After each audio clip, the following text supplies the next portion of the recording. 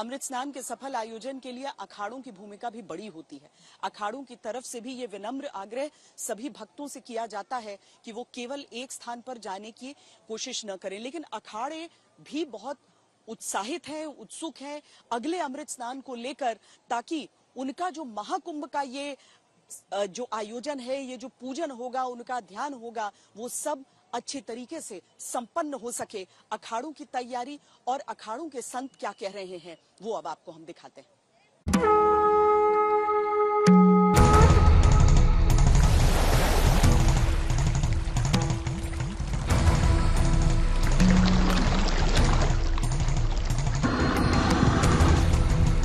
3 फरवरी को तीसरे अमृत स्नान की वो शुभ तिथि है जब संगम में स्नान को पुण्यदायक माना गया है, लेकिन इस बार तैयारी पूरी है ताकि कोई अप्रिय घटना न हो।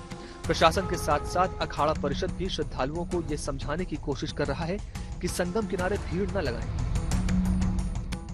अब बसंत पंचमी के स्नान को लेकर किस तरह की तैयारी संत समाज की तरफ से हो रही है, क्योंकि अब उसके साथ एक तरह से संपन्न होगा आप सबके लिए भी, और यहाँ से धीरे धीरे जो संत समाज है वो भी वापसी का रुख करने लगेगा। लोगों के पास तो समय 26 तक है। आपको लगता है कि जो एक ही तिथि पर सब आने का प्रयास करते हैं, लोगों को आप क्या कहेंगे, श्रद्धालुओं को, कि कितना उनके पास समय है?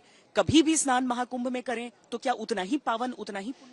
नहीं, मैं कहना चाहूंगा जितने भी हमारे श्रद्धालु जो देश विदेश से आए हैं, जो हमारे, आपने देखा होगा इस समय हमारे प्रयागराज में पूर्व पश्चिम उत्तर दक्षिण जहां भी आप देखेंगे, कहां से आया, जम्मू से आया, कहां से आया, गोवा से आया, कहां से आए, कर्नाटक से आए, कहां से आए, त्रिपुरा से आए। मैं समझता हूँ चारों दिशाओं का संगम यहाँ महाकुंभ में है। और आपने देश विदेश से भी आपने देखा होगा, अमेरिका, जर्मन, जापान, वहां से भी हजारों की संख्या में श्रद्धालु प्रयागराज में है। और हम कहना चाहेंगे कि हमारा जो आस्था का पर्व इसमें आपको आना चाहिए, और 140 साल के बाद ऐसा महाकुंभ हुआ है और सबको आना चाहिए। और मैं ये अपील करना चाहूंगा कि जितने हमारे श्रद्धालु हैं सभी बसंत पंचमी पे आए। ऐसा कुछ नहीं, आप मत डरें। लोगों ने प्रचार जो किया है ये झूठ है, क्योंकि कहीं लोग हमारे विरोधी है, वो नहीं चाहते कि सनातन हमारा जो महाकुंभ हो। और लोगों ने प्रयास किया था कि हम महाकुंभ को बदनाम कैसे करें। आपको याद में दिलाना चाहूंगा, जब हम यहाँ आए थे लोगों ने हमें टारगेट करना शुरू किया था कि ये पापी लोग हैं, इसीलिए गंगा में स्नान करना चाहते हैं।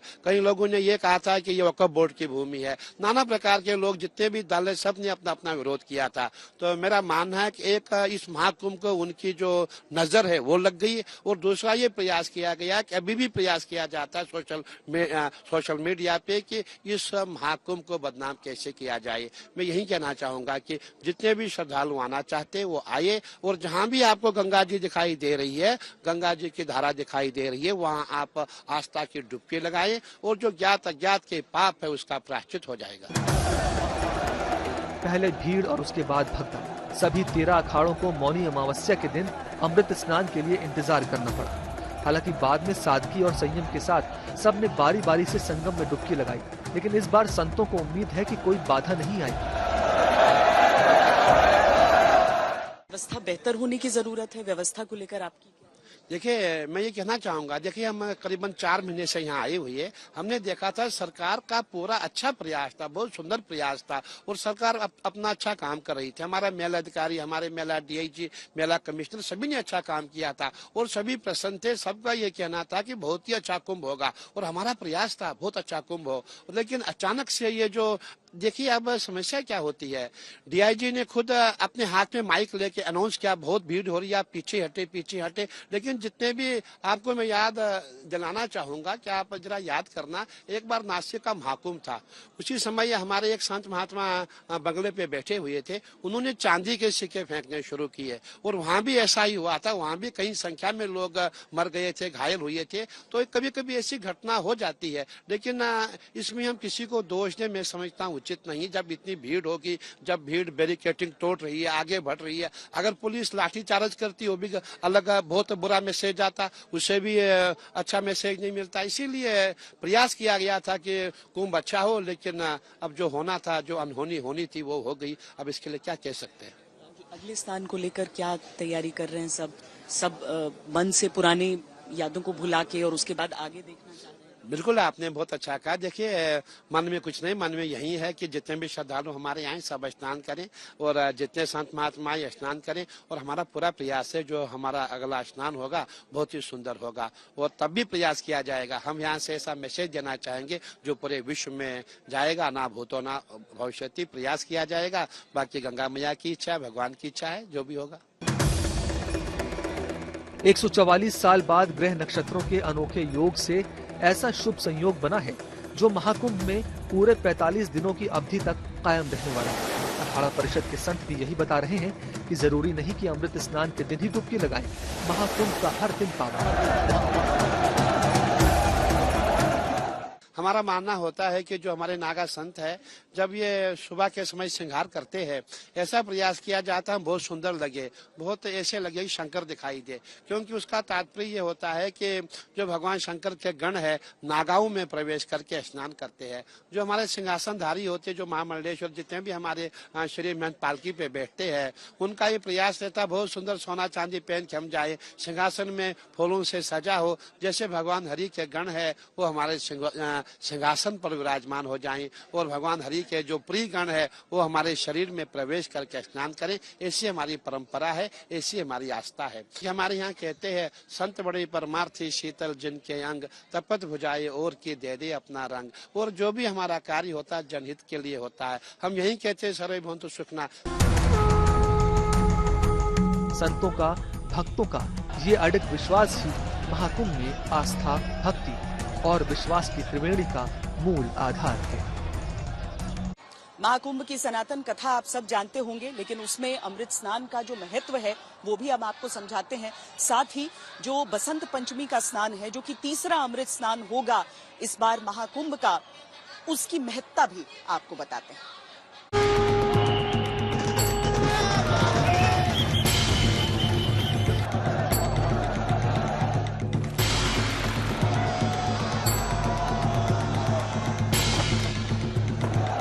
सांसारिकता को त्याग चुके ये साधु संत देश के कोने कोने से आते हैं महाकुंभ में स्नान की इच्छा मन में लिए।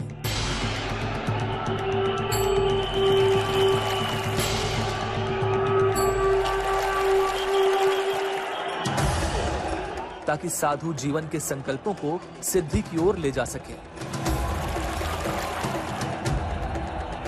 संयोग कुछ ऐसा बरसा है कि महाकुंभ की बेला भी है और बसंत पंचमी का पर्व भी है और तीसरा अमृत स्नान भी है।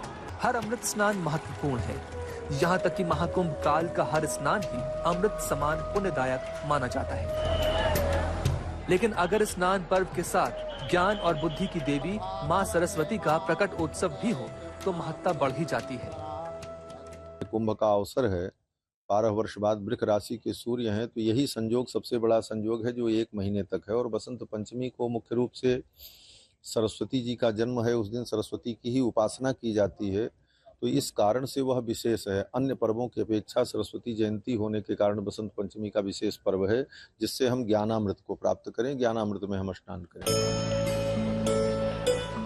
महाकुंभ 144 वर्ष बाद आया है। ये जो घड़ियां बीत रही हैं वो फिर से 144 वर्ष बाद ही आएंगी। ऐसे में बसंत पंचमी का पर्व भी महाकुंभ काल में आने के लिए इतने ही वर्ष लेगा। दुर्लभ अवसर है और हर कोई इस अवसर में त्रिवेणी तट पर स्नान करके पुण्य अर्जित करने के लिए पूरी तरह से उत्सुक है। बसंत पंचमी का अमृत स्नान 3 फरवरी को होगा और इसके लिए शुभ ब्रह्म मुहूर्त प्रातः 5:23 से 6:16 तक माना गया है। ऐसी मान्यता है कि इस घड़ी में स्नान करने से माँ सरस्वती की कृपा मिलेगी, जिसका असर शिक्षा, संगीत और बुद्धि के क्षेत्र में पड़ेगा। तो बसंत पंचमी स्नान जो है, बसंत पंचमी सरस्वती जयंती है, उस दिन भगवती सरस्वती का प्रादुर्भाव है और सरस्वती के संगम में, गंगा जमुना सरस्वती के संगम में उस दिन स्नान करके ज्ञान, विद्या, बुद्धि और भक्ति प्राप्त करने का ये सुंदर सुअवसर है। यही वास्तविक अमृत है, ज्ञान का अमृत। ज्ञानामृत जो है, उस ज्ञानामृत को हम प्राप्त करें, इसी उद्देश्य से बसंत पंचमी को विशेष शाही स्नान किया जाता है। ऐसी मान्यता है कि बसंत पंचमी पर कोई भी काम शुरू करने के लिए ये समय श्रेष्ठ होता है। इसी तरह अमृत स्नान की तिथियां और समय भी ग्रहों, नक्षत्रों की चाल और स्थितियों को देखकर ही तय होती हैं। ऐसे में ये माना जा रहा है कि बसंत पंचमी और अमृत स्नान मिलकर दुर्लभ संयोग का निर्माण कर रहे हैं। यही कारण है कि तीसरे अमृत स्नान का महत्व और भी अधिक बढ़ गया है। एक महीने माघ मकरगत रवि जब होई, तीरथ पति आओ सब कोई। मकर के सूर्य और माघ का महीना, ये दोनों का संयोग एक महीने तक ये परम पवित्र मुहूर्त है। और इस मुहूर्त में जितने प्रमुख पर्व पड़ते हैं, एकादशी, संक्रांति, मौनी अमावस्या, बसंत पंचमी, अचला सप्तमी, तो ये सारे पर्व स्नान के पर्व हैं। और इन्हीं पर्वों पर, विशेष पर्वों पर शाही स्नान संतों के द्वारा, अखाड़ा के द्वारा होता है। तो मुख्य स्नान, सबसे प्रमुख स्नान तो मौनी अमावस्या है। उस दिन मौन रहकर त्रिवेणी में स्नान करके अमृत का जो लाभ प्राप्त करते हैं। उसी क्रम में बसंत पंचमी का ये तीसरा शाही स्नान है। पहला स्नान संक्रांति को, दूसरा मौनी अमावस्या को और तीसरा ये बसंत पंचमी को। देश भर से तीसरे स्नान के लिए श्रद्धालुओं के जत्थे पहुंचना जारी है। हादसा आस्था को डिगा नहीं सका। प्रशासन पहले से अधिक मुस्तैद है ताकि फिर कोई दुखद स्थिति न बन सके। कुंभ में जो इंतजाम हुए हैं, कुंभ में जितनी बड़ी संख्या में लोग यहाँ पर आते हैं, महाकुंभ का ये आयोजन अगर भव्य दिव्य सरकार की तरफ से कहा गया तो उन लोगों की संख्या भी उसमें जोड़िए जो किसी बड़े से बड़े देश की आबादी से बढ़कर होते हैं। ये एक बहुत बड़ी चुनौती रही, कोशिशें रही, लेकिन उसके साथ ही मुश्किलें भी इसमें आती रही हैं। प्रयागराज इन दिनों भारत की समृद्ध संस्कृति के पर्व महाकुंभ का गवाह बना हुआ है।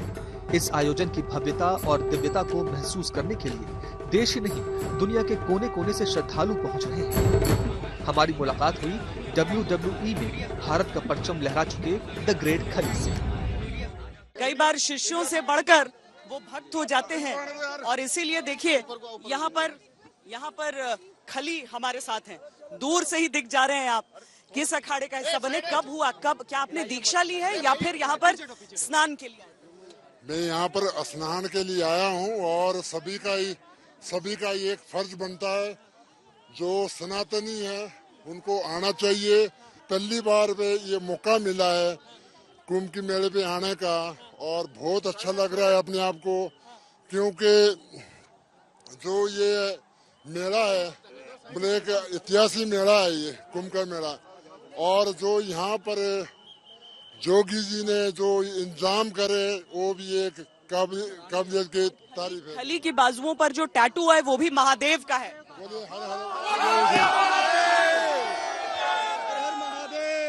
त्रिवेणी किनारे श्रद्धालुओं का जमघट लगा हुआ है, लेकिन कई घटनाएं ऐसी हो गई कि प्रशासन पर मुश्किल आ गई।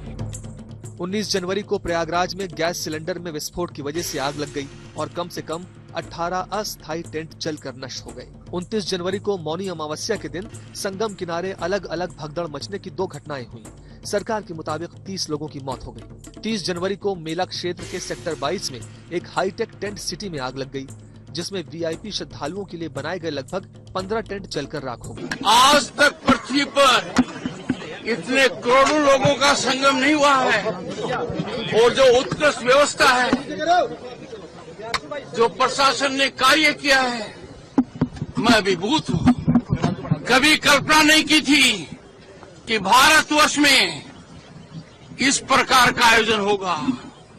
हर स्तर के ऊपर प्रशासन ने और माननीय मुख्यमंत्री जी ने जो चमत्कारी करिश्मा दिखाया है। एक हादसा हुआ, पर अंदाजा लगाइए कितनी त्वरित गति से, किस गति से हर मामले को हैंडल किया गया। कुंभ में अब तक 30 करोड़ लोग पहुंच चुके हैं। दुनिया में सिर्फ 6 देश ऐसे हैं जिनकी जनसंख्या 30 करोड़ के आसपास या फिर उससे ज्यादा है। भारत की जनसंख्या 142 करोड़, चीन 141 करोड़, अमेरिका की जनसंख्या लगभग 33 करोड़, इंडोनेशिया की आबादी 27 करोड़, पाकिस्तान 24 करोड़ और ब्राजील की जनसंख्या 21 करोड़ के आसपास है। यानी इंडोनेशिया, ब्राजील और पाकिस्तान की आबादी से कहीं ज्यादा कुंभ में लोग पहुंच रहे हैं। I'm very happy to be in India because I love India and very happy to be in the Kumbh Mela. I come from to go Kumbh Mela. I practice yoga and I search for moksha. Very excited because it's such a huge opportunity to take part in this Kumbh Mela because it's very special and many people are coming. चुनौतियां बेहिसाब हैं। मौनी अमावस्या के बाद अब बसंत पंचमी पर होने वाले अमृत स्नान की तैयारी चल रही है। मौनी अमावस्या की तरह बसंत पंचमी पर भी संगम किनारे भक्ति का महासागर लहराता नजर आएगा। जैसे कि मैं सो रहा हूँ तो पिताजी को जगाना है मुझे, तो वो डायरेक्ट उठाने के बजाय, और हिंसा की परंपरा मेरे यहाँ नहीं थी सौभाग्य से, तो वो क्या करते थे कि उस कमरे में आ जाएंगे या बाहर से गुजरेंगे और चौपाई बोलेंगे, प्रात काल उठ गए रघुनाथा मात पिता गुरु नावई माता। कभी कभी मैं गुस्से में उठ करके, अरे पापा, चरण स्पर्श किया और सो गया। मैंने कहा अब मत उठाना।